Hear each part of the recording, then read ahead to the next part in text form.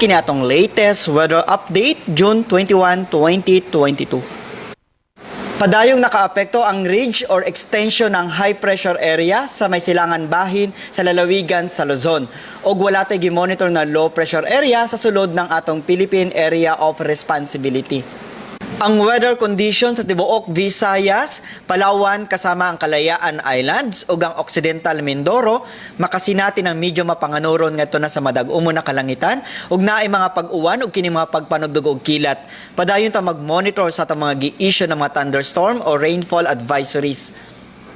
Also, we have to take precautionary measures sa mga hazards na dala ng thunderstorm. Una na ang lightning ug thunder. Kusog na hangin, kusog na mga pag-ulan na posible ang mga flash floods or landslides, ilabi na sa mga vulnerable areas. If severe or intense ang thunderstorm, posible ang tornado or water spout, ang hail o ang pag-ulan ng yelo. Ang range of temperature sa may Eastern Visayas, 25 to 34 degrees Celsius.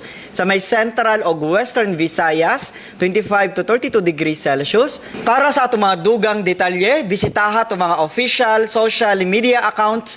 Kini si Jomar Eclarino, gikan diri sa DOST Pag-asa Mactan. Maayong adlaw o keep safe everyone.